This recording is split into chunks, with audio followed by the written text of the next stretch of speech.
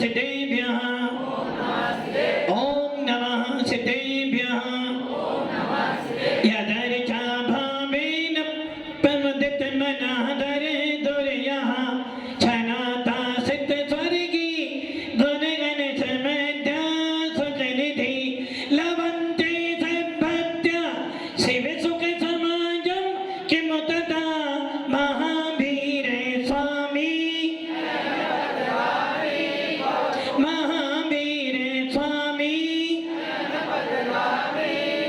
महावीर स्वामी गुरुवाबंधन नित्यं ज्ञान दर्शन नाहिया चारित्राणं गंभीरा मोक्ष मार्गोपदेशका पंच परमेश्वरी भगवान की एक राधिनाथ भगवान की अंतिम शासनपति भगवान महावीर स्वामी की आचार्य श्री कुंद भगवंत की आचार्य श्री विमल सागर जी महाराज की आचार्य गुरुदेव सन्मति सागर जी महाराज की 3 करोड़ मुनि राजों की द्वादशांगिनी वाणी माता की बड़े दिव्य तपस्वी आचार्य श्री सुंदर सागर जी महाराज की बड़े आचार्य संघ की भव्य आत्माओं, बड़ा ही पावन दिन चल रहे हैं, बड़े ही शुभ दिन चल रहे हैं जिनमें हम अपने परिणामों को सरल सीधा बनाने का प्रयास कर रहे हैं। भगवान महावीर की शरण आपको मिली है, भगवान महावीर की देशना आपको मिली है और भगवान महावीर का वो धर्म मिला है जिस धर्म के अंदर कसायों का समन किया जाता है। ऐसा वो धर्म जिस धर्म में त्याग भी आत्मा के लिए होता है और तप भी आत्मा के लिए होता है। जिस धर्म के अंदर यदि हम प्रतिक्रमण भी करते हैं तो अपने लिए करते हैं और सामायिक भी करते हैं तो अपने लिए करते हैं। ऐसा वीतराग शासन हम सबको मिला है और ये वीतराग शासन पाकर हमें बस एक काम करना है। इस वीतराग शासन को पाकर हमें एक काम करना, और वो काम क्या है? अपने भगवान आत्मा को जानना। जीवन भर अनंत काल बिताए हैं, अनंत पर्याय ली हैं, ना जाने कौन कौन सी पर्याय मिली, कौन कौन से संप्रदाय में गए और जीवन भर घूमे किंतु मिथ्या तो सहित घूमते रहे। एक बार भी अभी तक हमको सच्चा देव नहीं मिला था। आज हमें बड़े पुण्य से सच्चे देव मिले हैं, सच्चा वीतराग धर्म मिला है और सच्चा शासन मिला है। ऐसे धर्म को पाकर यदि अब की बार हमने अपनी कसाई को मंद कर लिया, भेद विज्ञान प्राप्त कर लिया और सच्ची तप साधना कर ली तो हमारा ये एक भव हमारे अनंत भवों को नष्ट कर देगा। भव्य आत्मा, आचार्य कुंद स्वामी समय सार कहते हैं तब भी आत्मा की बात कहते हैं, रैंक सार कहते हैं तब भी आत्मा की बात कहते हैं, प्रवचन सार लिखे तो भी परमात्मा की बात कहते हैं और अपना अष्टपाउड लिखे तो जब भी परमात्मा बनने की बात कहते हैं। हमारा जैन शासन पूरे विश्व के अंदर सबसे बड़ा महान क्यों है? क्योंकि जैन शासन में कभी भी कोई काम ईर्षा बुद्धि से नहीं किया जाता है। जैन शासन में जब भी कोई काम होगा हिंसा परमो धर्म। हमारा जैन शासन कैसा है? दुनिया तलवार के बल पर शासन करती है। राजा लोग अपने अनुशासन में ना रहते हुए शासन करते हैं, किंतु भगवान महावीर का धर्म कहता है तलवार के बल पर जीतोगी तो क्या जीत है? अरे जीतना है तो तुम क्षमा कर उसको ऐसा जीतो कि जीवन भर का वो आपका बन जाए। भव्य आत्माओं, हमारे जैन शासन की साधना पूरे विश्व के अंदर कहीं भी चले जाना। अभी आपके भादो के दिन चल रहे हैं। भादो कौन सा महीना चल रहा है? भादो का अर्थ क्या होता है? सरल। और आचार्य कुंद स्वामी ही नहीं, हमारा मोक्ष मार्ग, हमारा भेद रत्नत्रय, हमारा परमात्मा जो अंदर बैठा है भगवान आत्मा, कब मोक्ष में जाएगा? जब आपके अंदर सरलता होगी। सांप जब भी बिल में जाता है तो कैसा जाता है? एकदम सीधा जाता है, और जब निकलता है तो वही हाल आपका है। जब जब संसार में फंसोगे तो टेढ़े मेढ़े राग देश क्रोध मान माया करके फंसोगे, और जब भी निकलोगे तो एकदम सीधे। उत्तम क्षमा मार्जव आर्जव भावे हैं। ये क्या हमारे भाव? उत्तम क्षमा मार्जव आर्जव जो हमारे भाव हैं, यदि ये भाव हमारे बढ़िया हैं तो समझ लेना तुम्हारा मोक्ष मार्ग सुपर है, और तुम्हारे भाव खराब है तो तुम्हारा मोक्ष मार्ग। अब आपको क्या करना है? भादों शुरू हो गए हैं, और कुछ पलों के बाद, कितने पलों के बाद? कुछ पलों के बाद आ जाएंगे पर्युषण पर्व। कौन से पर्व आ जाएंगे? प्रदूषण पर्व। कौन से पर्व? प्रदूषण नहीं है, प्रदूषण ही तो है, धर्म का प्रदूषण। लोग क्या कहते हैं? प्रदूषण ही प्रदूषण आने वाले। काय का प्रदूषण भैया? प्रदूषण तो गाड़ियों का होता है, प्रदूषण तो आवाज का होता है, किंतु उसी प्रकार आचार्य कह रहे, वो सही कह रहा है। प्रदूषण, जब भी किसी बीमारी को दूर करना हो तो प्रदूषण चाहिए, वैसे ही विषय कषाय रूपी रोगों को नष्ट करने के लिए क्या चाहिए? प्रदूषण। और वो प्रदूषण है आपका पर्युषण। क्या समझे महाराज जी? 10 लाख तक सुना था हमने तो। अरे भैया, वो तो धर्म है, और धर्म आत्मा का स्वभाव है, किंतु पर्युषण त्रिकालिक है। हमारे सर्वांग सिद्धि में आचार्य पूज्य स्वामी ने, हमारे तत्वांश सूत्र में उमा स्वामी जी ने पर्युषण पर्व दिया है। पर्युषण, और वो 10 दिन का होता है, उत्तम क्षमा से लेकर उत्तम ब्रह्मचर्य तक। और भव्य आत्मा जैन शासन के जो जैन शासन को मानते हैं, जो भक्तांबर पढ़ते हैं, जो मेरी भावना पढ़ते हैं, जो तत्वांश सूत्र पढ़ते हैं, वो सब जानते हैं कि इन भादों के दिनों में सबसे ज्यादा पर्व आते हैं। कभी 10 लाख तो कभी 16 कारण, कभी पंचमेरु तो कभी अनंत व्रत, और कभी रत्नत्रय व्रत। ये सारे व्रत करते हो, आखिर उपवास व्रत तब करने का फल क्या है? उपवास तप साधना करने का फल क्या है? आत्मा से परमात्मा बनने का काम है। आचार्य उमा स्वामी कहते हैं, यदि कर्मों की निजरा करनी तो तप करना पड़ेगा, संवर करना पड़ेगा, निजरा करनी पड़ेगी। आपने भी तप करते हो, निजरा करते हो, किंतु आप तप किस लिए कर रहे हो? दिखावे के लिए, ख्याति पूजन आपके लिए, या 10 उपास करेंगे तो लोग बहुत सारा सामान मानता है। यदि मैंने 10 उपास किए कि मेरे परिवार के लोग आएंगे, मुझे कुछ देंगे, एक ध्यान रखना, आप 10 दिन भूखे रह रहे हो, इसका मतलब आप भूखे रह तो रहे हो, किंतु मतलब अरे परमात्मा को समझते हुए, भेद विज्ञान को समझते हुए कि मैंने जो तप किया, ये तप भगवान मेरे को कर्मों की निजरा कराए, मेरा ऐसा पुण्य बढ़े कि इन धर्मों को मैं अपनी पर्याय में धारण कर लूं। यदि मैंने आज 10 उपास किए, यदि आज मैंने उत्तम क्षमा से लेकर उत्तम ब्रह्मचर्य मैंने धर्म का पालन किया, तो आत्मान मेरी ऐसी विशुद्धि बढ़े कि मैं भी एक दिन उस शुद्ध आत्मा की प्राप्ति के लिए मुनिराज बनकर, माता जी बनकर ऐसी साधना करूं, ऐसी साधना करूं कि 2-4 भव के अंदर मोक्ष की प्राप्ति कर लूं। भव्य आत्माओं, शादी करते हो और तुम्हें किसी की शादी में जाना हो, सबसे पहले आप क्या सोचते हो? जब हमारे यहाँ कोई कार्यक्रम हुआ था, वो आया था फलाना, कितने पैसे दिए थे उसने?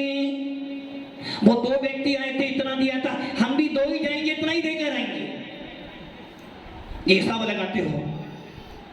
उसी प्रकार आपने तप किया, साधना की, आपने 10 उपास किए। बहुत से परिवार तो डरते हैं कि हम भादों के महीने में 10 उपास करें या ना करें। क्यों डरते हैं? क्योंकि हमारी समाजों में, हमारे जैन शासन में, हमारे सारे पर्वों को बना दिया है मात्र खाओ पियो और ऐसे करो। जबकि हमारा शासन कहता है सारे संप्रदाय के पर्व खाने पीने के होते हैं, किंतु भगवान महावीर का पर्व जो होता है त्याग का होता है, कसाई कम करने का होता है, ना कि खाने पीने का होता है। आप देखना इन भादों के दिनों में 10 दिनों में सबसे ज्यादा श्रृंगार कर कर आओगे, अच्छे वस्त्र पहनकर। क्यों कि हम मंदिर जा रहे हैं। हमारे भैया कल से मंदिर में प्रदूषण पब लग रही ना, तो जरा क्या किया आपने?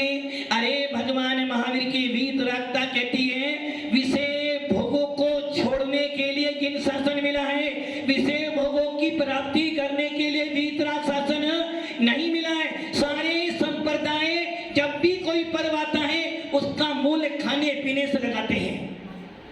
दीपावली आएगी, धनतेरस आएगी, धन धन धन करोगे। दीपावली आएगी, नए नए बर्तन लाओगे। अभी नवरात्र आएंगे, नए नए कपड़े लाओगे। और उसके बाद रक्षाबंधन तो भी गया ही गया। क्या किया मैंने? भैया ने पैसे दिए, अगले दिन बाजारों में सामान लिया। हमारा कोई पर्व विषय कसायों का नहीं, हमारा पर्व तो आत्मा का पर्व है। हमारा धर्म तो परमात्मा बनने का धर्म है। हमारा पर्व तो वीतराग का प्राप्त करने का पर्व है। और भगवान महावीर की देशना कहती है यदि तू जैन कुल में पैदा हुआ है तो तेरा लक्ष्य मात्र अपनी आत्मा को भगवान बनाने का है, वही सच्चा मुमुक्षु है। भव्य आत्माओं, आपने अपने पर्युषण पर्व में क्या किया? बहुत से लोग सोचते 10 उपवास करें, हिम्मत बनाते हैं, लोग प्रेरणा देते 10 उपवास कर, किंतु जैसे ही उसका 7वां 8वां उपवास आता है, विशुद्धि बढ़ रही थी, किंतु जैसे ही 7वां 8वां उपवास आया घर में मीटिंग शुरू हो गई कि अब इसके 2 दिन बचे हैं, 3 दिन बचे हैं और 3 दिन के बाद 1 लाख का खर्चा मेरे माथे। क्यों खर्चे आगे भाई? उपवास तो उसने किए। अरे भाई रिश्तेदार आएंगे, समाज को जीवन देना पड़ेगा, और नहीं दिया तो समाज कहिए तेरा उपवास क्या का उपवास। क्या किया आपने? मतलब कि वो सामने वाला उपवास करना चाहता है और उसके 6-7 उपवास हो गए, 9 उपवास हो गए, घर वाले उसका 9 उपवास के बाद बेटा तू पांडा कर ले, भी 10वें उपवास की मेरी सामर्थ्य। आखिर क्यों नहीं है सामर्थ्य? उपवास वाला उपवास कर रहा है, अनुमोदना वाले अनुमोदना कर रहे, किंतु आपने क्या बना दिया? यदि 10 उपवास इसने किए हैं तो उसको पूरी समाज को जीवन तो। पंकज जी सही बात है। नरवाली राजस्थान में आता है, हम लोग वहां पर थे 2002 में चतुर्मास हुआ। एक बच्चा था, बहुत गरीब था, बोला हमारा मुझे 10 उपवास करने हैं, किंतु घर वाले मना करते हैं। मैंने क्यों मना करते हैं? बोले महाराज आदि 10 उपवास किए तो 1 लाख का खर्चा, और मैं 1 लाख का खर्चा मेरे पेरेंट्स नहीं कर सकते। निकल तो उपवास कर। मैंने बोला यार अध्यक्ष को, बोले भैया अध्यक्ष क्या करना है? बोले महाराज हमने नियम कर दिया इस साल पढ़ना जो भी होगा समूह पढ़ना होगा और सबका जीवन समाज कराएगी, कोई घर वाला नहीं कराएगा। उसने 10 उपवास किए बच्चे ने, और उसके परिवार को लगा कि मेरे बच्चे ने 10 उपवास किए तो मेरे घर में भी तीर्थंकर पैदा हो गया है। भावना होती है सबकी, किंतु हर कोई तुम्हारी तरह संपन्न। और होता क्या है, बच्चे उपवास करता है, घर में किसी ने उपवास किया, प्रतिदिन आपने क्या किया? 6वां 7वां उपवास आया, 8वां उपवास आया, आपने गीतों के लिए बुलाया, भाई भगवान के गीत गाने, लोग सब जाएंगे। और गीतों को बुलावा, आपके घर में 4 प्रकार के आया था। एक आया था तेजस भैया की तरफ से, एक आया था हमारे अंकित भैया की तरफ से, और एक हमारे उज्ज्वल भैया, और चौथा सतीश जी से। तुम्हें पता है सतीश जी कंजूस है, वो कुछ देंगे नहीं। उज्ज्वल के यहाँ जाएंगे तो मंडी का धान मिलेगा, और अंकित भैया तो प्लेट बांटेंगे। हाँ तेजस भैया सोने की गिन्नी तो दे सकता है, तो आप सब कहाँ जाओगे? उसके यहाँ जाओगे। क्या किया आपने? मतलब कि आपने जिस प्रकार वो ब्राह्मण लोग क्या करते हैं, श्राद्धों के दिनों में 10 घरों से बुलावा आता है। अब वो देखते हैं किसके यहाँ जाना है, अरे विनोद जी के यहाँ जाएंगे तो 50 तो मिल ही जाएगा। तो क्या करोगे? वो एक दान करना, तप साधना दिखावे के लिए मत करो, प्रभावना के लिए मत करो, आत्म साधना के लिए करो। यदि आप कोई बच्चा उपवास, किसके घर में उपवास होते हैं, समझ लेना उस उपवास करने वाले व्यक्ति के 2-1.5 लाख रुपया तो जाना ही जाना। रिश्तेदार डेली आएंगे, उनको नाश्ता कराओ, और क्या चल रहे हैं? प्रदूषण पर चल रहे हैं भैया। उसके बाद जब पान ना कराओ, जुलूस निकालो, जुलूस के बाद उसको गिफ्ट दो सबको जो जो आए, और सबको खाना खिलाओ, और खाना भी कैसा? 5 स्टार होटल फेल। न कि मेरे बेटे ने उपास किए, आप तो कर दोगे, गरीब व्यक्ति क्या करेगा? फिर गरीब व्यक्ति सोचता है भैया अपनी सामर्थ्य नहीं है, अपना उपवास। जबकि जैन शासन कहता है धर्म पैसों के बल पर नहीं होता, धर्म मजबूरी में नहीं होता, धर्म तो मजबूती से होता है, भेद विज्ञान से होता है। और ये ध्यान रखना, यदि आप ये मानता करके बैठे हो कि इस बार उपवास होंगे, जीवन बड़ा होगा, तो ये ध्यान रख लेना, जब तक प्रतापगढ़ में हम हैं, यदि कोई 10 उपवास भी करेगा, पाड़ना भी सामूहिक होगा, सबका भोजन यही होगा, कोई समाकाल से जीवन नहीं होगा। और ये नियम आज के लिए नहीं, ये नियम बना लो अपने समाज में। आपको उपवास करने, भाई उपवास करो, अनुबंधना करने आएंगे, तेरे घर में पानी पीने आएंगे। और दूसरी बात, जीवन करते हो, कोई सीमा है उसकी? कोई सीमा है क्या? भी नहीं। अरे आप धर्म का काम कर रही हो, संसार का काम कर रहे हो। जीवन कैसा? धर्म का जीवन होना चाहिए, सिंपल भोजन, बैठ के भोजन करो। पहले के लोग पत्तल में भोजन करते थे, पत्तल में, और आज क्या हो गया है? 5 स्टार होटल से तो खाना पूरा बना बनाया तुम्हारा है।